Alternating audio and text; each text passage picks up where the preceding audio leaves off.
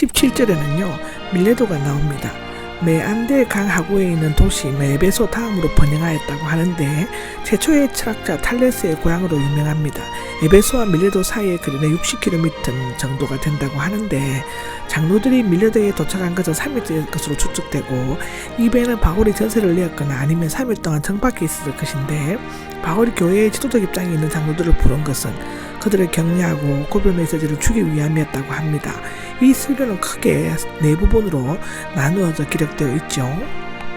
18절입니다. 첫날부터인데 바울은 3년 기간 동안 에베소에서 복음을 전하였습니다. 장로들은 바울이 어떻게 살았는지 직접 목격한 산 증인들이었죠. 바울은 말과 행동이 일치했다고 합니다. 하나님과 사람 앞에 진실되고 충성스러웠다고 되어 있는데 잘 알고 있습니다는 목회자가 성도들 앞에서 이런 말을 할 수 있다는 것 자체가 성공적인 목회를 했다는 증거이라고 합니다. 19절입니다. 유대인들의 업무인데요. 유대인들은 바울이 가는 곳마다 괴롭혔다고 합니다. 적개심을 불태웠다는데 특히 에베소에서의 핍박은 극심하였다고 고린도후서 11장은 말하고 있습니다. 에베소의 생활 방법은 오직 주님만을 섬기는 노예처럼 섬기는 일 한 가지뿐이었다고 하고 이 일을 위해 바울은 온갖 욕설과 비방을 들어도 겸손을 잃지 않고 여러가지 오해와 배신을 당했을 때는 눈물을 흘렸고 유대인들의 업무로도 여러가지 시련을 겪을 때는 참았다라고 합니다.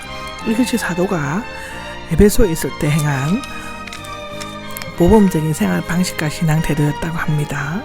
20절에는요 유익한 것이 나오는데 그는 사람들이 모여 있는 해당이나 두라노 학원에서 또는 버서길라와 아굴라의 집에서 유익한 것, 곧 교회가 책망을 비롯하여 구원에 필요하고 유익한 것이라면 움츠리 들거나 주저하거나 두려워하지 않고 담대히 전하고 가르쳤다고 합니다.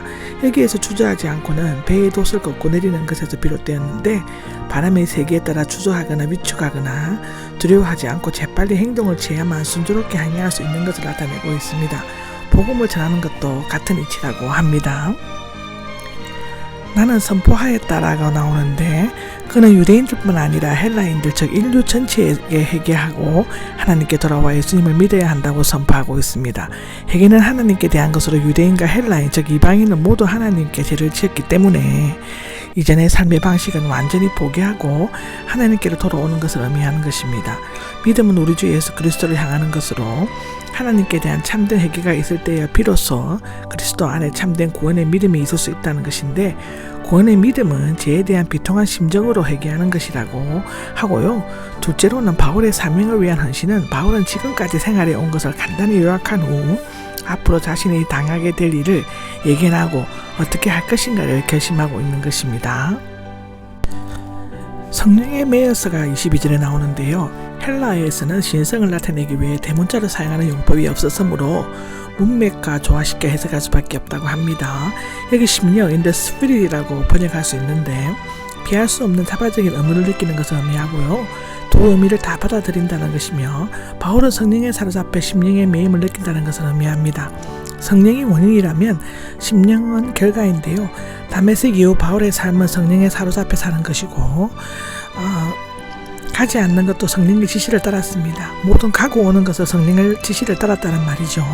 사람들이 그에게 가지 말라고 간청한 것은 성령께서 지시하신 것은 아닙니다. 성령께서는 예루살렘에 가면 붙잡히게 될 것을 계시하셨습니다. 바울은 그 뜻에 순종하여 기꺼이 고난과 재수, 죽음의 길을 가려고 하는 것입니다. 23절은 성령께서 내게 증거해가 나오죠. 성령께서 친히 계시해 주실 수도 있지만 사도행전 21장이나 로마서 15장을 보면 그렇습니다. 그렇지만 바울이 가는 곳곳마다 그곳의 예언자들을 통해 예루살렘에서 일어나게 될 일에 대해서 지시해 주셨죠. 나는 내가 달려갈 길가 여기지 않습니다라고 나오는데 바울의 생애의 목표는 주 예수님께 받은 사명, 곧 그리스도를 통해 나타나신 하나님의 은혜의 복음을 전가하는 것이었습니다. 이를 위해 바울은 부르심을 받았고 삶을 이어갔으며 주님을 섬겼습니다. 그리고 이 일을 완성하기 위해서 자신의 몸이나 생명도 문제를 삼지 않았다고 고린도후서 4장 6장, 빌립보서 1장 20절, 고로새서 1장 24절에는 기록되어 있습니다. 바울의 인생을 경주에 비했다면 그 경주를 끝까지 마쳤다고 디모데후서 4장 7절에는 고백하고 있습니다. 여기 하나님의 나라가 25절에 나옵니다. 복음을 전파하는 것은 하나님의 나라를 전파하는 것이라고 마가복음 1장 4절에도 말했습니다. 왜냐하면 복음은 하나님 나라에 관한 진리이기 때문이죠. 내 얼굴을 다시 보지 못하게 될 것이라는 바울은 앞으로 있게 될 순교의 죽음을 예지하고 최후의 고백을 고하는 것처럼 보여집니다. 그런데 옥중 서신에서는 석방의 가능성을 암시하고 있죠. 빌립보서 1장 26절에 나옵니다. 목회 서신에서는 아시아를 다시 방문한 듯한 언급을 하고 있다고 하고, 이 사실에 근거하여 그가 일단 석방되어 소아시아 교회들을 방문했는 견해가 설득력을 얻고 있는데, 그렇다면 바울이 이 말을 다시 돌아오지 못할 것이라는 그 나름대로의 확신이 있었을 것이죠. 26절에 보면 피에 대해 깨끗하다 나옵니다. 히브리 표현으로 피는 생명을 가리키고 있다고 우리는 마태복음 27장이나 사도행전 18장에서도 우리는 알 수 있습니다. 여기에서 에스겔서를 인용하고 있는데, 파수꾼이 경비를 소홀히 해서 백성에게 화가 미치면 그 파수꾼은 모든 책임이 파수꾼에게 돌아간다고 하고, 반대로 파수꾼이 경고했는데도 악행을 거듭하면 백성은 죽지만 파수꾼의 생명은 보존된다는 것입니다. 바울은 하나님의 뜻이 담긴 생명의 복음을 충분히 전했으므로 이제 불신앙으로 멸망하는 일이 있게 되더라도 그것은 바울의 책임이 아닌 것이죠.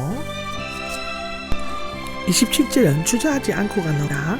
셋째로 에베소 장로들에게 준 훈계인데요. 지금까지 바울은 그들 가운데 자신이 어떻게 행하였는가를 말하고 나서 그들에게 두 가지 당부를 하죠. 자신을 살피십시오인데, 여기에서 살피십시오는 주의를 집중하라, 전력을 다하라, 관심을 가지라, 조심하라 등을 뜻을 가지고 있습니다. 에베소 교회 장로들로 하여금 교회의 양무리를 치도록 감독하는 자로 삼으신 것을 성령에 의해 이루어진 하나님의 결정이었죠. 여기에서 감독은 장로와 동의로 취급되는데, 감독은 직접 장로는 신분을 표시하고 있다고 합니다. 오늘날 목사는 지리장으로 분류하고 있습니다. 양떼를 잘 살피십시오가 나오는데, 이것은 28절에 나오는데, 여기에서 하나님은 곧 그리스도를 의미하는 것이죠.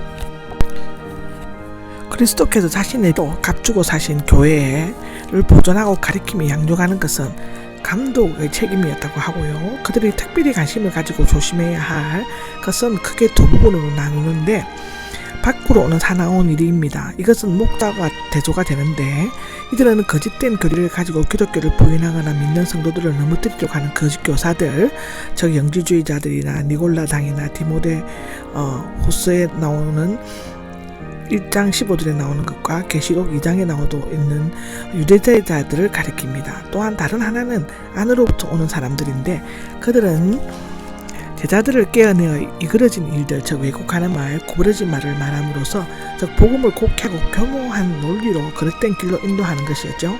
이 예언이 사실인 것은 디모데가 에베소 교회에서 목회할 때 써보낸 서신을 보면 알 수 있습니다. 디모데전서 4장, 디모데후서 3장에 나오죠. 에베소 교회는 처음 사랑을 잃어버렸지만 올바른 교리만을 간직하고 있었습니다. 요한계시록 2장 2절에 나오죠. 기억하면서 깨어 있으시오인데, 바울은 자신이 3년 동안 겸손한 눈물과 참음으로 주님을 섬기고 가르치는 것을 기억하면서 깨어 있으라고 권면하고 있습니다.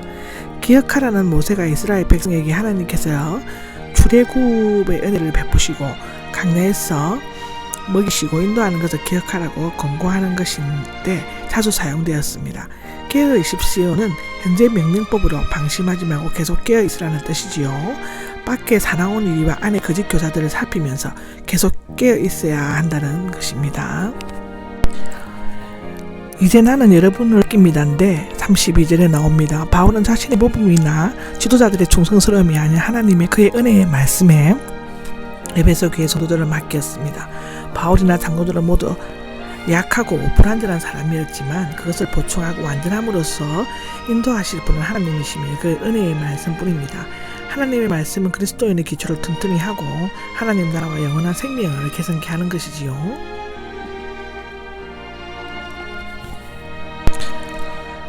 바울의 개인적인 33절에서 35절 사이에 나오는데, 마지막으로 바울은 다시 한번 에베소 땅에서 보인 행할 태도와 모범을 상기시키고 노동과 봉사의 생활을 권고하였습니다. 33절에 보면 그 누구의 은이나 금이나 옷을 탐한 적이 없습니다가 나오는데, 이것은 그의 대적자들이 자주 제기했던 비난이었습니다. 의복은 고대의 중요한 재산이었지만 바울은 그 누구의 물건도 탐하지 않았습니다. 물질은 많은 목회자들의 영성과 권위를 떨어뜨렸죠. 34절에 보면 이 손으로 나와 내 일행들에게 필요한 것을 마련하였다는데 바울은 마땅히 생계비를 받을 권리가 있었지만 천막을 만들고 깁는 일을 하면서 일행들 즉 디모데, 에스라, 누가 등에 쓸 것까지 마련하였다고 우리 데살로니가 후서 3장, 고린도전서 9장에 나오고 있습니다.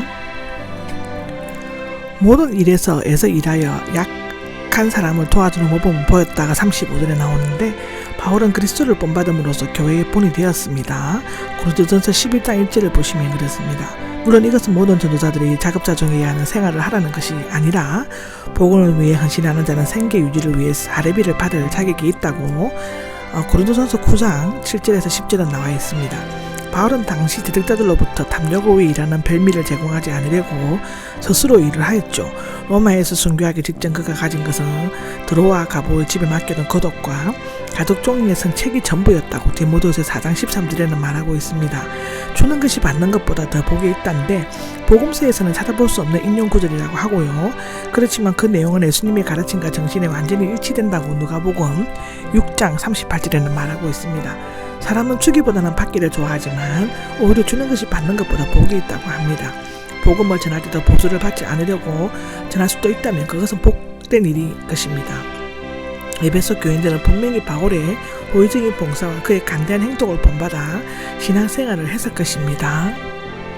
36절에서 38절까지는 작비라는 장면이 소개되고 있습니다. 첫째는 무릎을 꿇고 그 모든 사람들과 함께 기도했다가 그렇고 두 번째로는 큰 소리로 울면서 바울을 껴안고 입을 맞추었다가 37절에 나옵니다. 그리고 세 번째로는 그들은 바울을 배에까지 전송하였다라고 38절에 나오는데 전송하였다는 그를 앞세워 보냈다 호송하다의 미알료형으로서 바울을 앞세우고 주위를 호송하듯이 배를 향해 나가는 모습이 그림처럼 묘사되고 있죠. 아마도 바울은 눈물을 흘리며 씨를 뿌린 자가 곡식단을 안고 기쁨으로 돌아오는 농부의 기쁨을 맛보았을 것이라고 기록하고 있습니다.